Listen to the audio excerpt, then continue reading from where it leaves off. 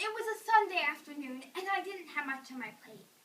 My dad and brothers were going to deliver food to a homeless shelter, and I wanted to go with them because I felt this was very important. But my mom convinced me to go to this event where I learned how important women's advocacy is. Little did I know that was the 40th anniversary of Roe v. Wade and the significance it's had on women. But my life was going to change. From a lazy day to a day where I learned how important it is to be an advocate. On this cold and gloomy afternoon in Metro Detroit, it felt as if Dorothy Fadiman spoke directly to me. But in seeing hundreds of older women had gathered, women in their 60s, 70s, and even 80s, it became apparent that these intelligent women know what it means to fight. Most of them can tell the stories of going to rallies for something they believe in. As introductions began to this program, I started thinking, why should a girl my age care? But I soon learned why. We cannot deny the privileges we know today, the opportunities handed to us, the blessings we experience. And so, we must be grateful. So much so because of individuals who have come before us. There is no question that never again will African Americans have separate water fountains or sit in the back of the bus. Because of Dr. Martin Luther King Jr. and many others who led our country to understand the necessity of civil rights. There is no question that you can openly embrace your faith in this great country no matter what religion you are.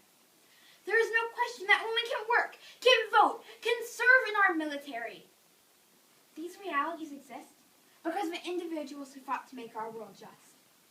Susan B. Anthony was one of these individuals. She dedicated her life to fighting for a women's right to vote, traveling across the U.S., giving lectures and campaigns. Her mission was tireless, whatever the injustice. She wanted others to hear her voice, and that they did, advocating for women's property ownership, demanding women get admitted into universities, and even fighting against slavery. And where she left off, other women carried on her mission, like Mary Harris Jones, or as we know her today, Mother Jones. Her work in support of women and trade unionists got her banned from more towns, and she was held in more jails than any other union leader. These women made a difference. And what would they think if they met Lily Ledbetter? For 19 years, Lily Ledbetter worked at Goodyear Tire and Rubber Company, where she was subjected daily to discrimination and sexual harassment. Upon employment, Ledbetter had to sign a contract saying that she would not discuss pay rates with her fellow co-workers. One day, when she was nearing retirement, she was slipped an anonymous note informing her that the men doing the same exact job as her were being paid thousands of dollars more. Ledbetter decided to file a sex discrimination case. After many years, her case made it to the Supreme Court, where she lost because of a ridiculous technicality. They told her she should have filed the case within 180 days of getting the job. But how could she have known she was being taken advantage of? Ledbetter did not give up, and the first law that Barack Obama signed as president was the Lily Ledbetter Fair Pay Act. Even though she will never receive restitution from Goodyear, Ledbetter said, "I'll be happy if the last thing they say about me after I die is that I made a difference." Although women feel her impact, the difference made isn't drastic enough because we are still facing the same challenge. According to the American Association of University Women, today in Michigan, when a man makes $1, a woman only makes 74 cents. For African American and Latina women, the gap is even greater. A woman who works full-time year-round loses an average of $443,000 in her lifetime and will have to work an additional 12 years to make up that money. I snapped back to reality at the event as everybody started clapping and Dorothy Fadiman walked up to the podium. Dorothy Fadiman is an American documentary filmmaker, director, and producer. Fadiman won an Emmy and received an Oscar nomination for her trilogy, From the Back Alleys to the Supreme Court.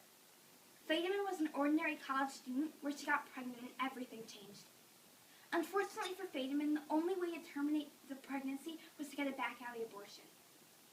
Only then, because she was about to die, was the doctor able to help her. She was silent for 30 years.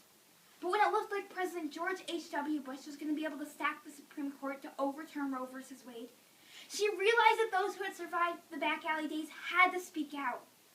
That's when Fadiman started making award-winning films. How can we get involved when an issue matters to us? Start simple. Write a letter to your government official concerning legislation like the Violence Against Women Act. You may not think your voice counts, but every voice does. start a petition, pass it around at school to get signatures, or use an online resource like change.org. Organize an event like a race, a concert, or even a speaker to raise money for different organizations. Go to rallies, sign up for action alerts from organizations like the National Organization for Women. And most importantly, just inform people on this issue. So many of us are so unaware of what is going on in our world. These women advocates have reminded me that even though our lives might be good and filled with blessings, there are risks we have to take. We must advocate. Susan B. Anthony said something that should inspire us all. Our job is not to make young women grateful. It's to make them ungrateful, so they keep going.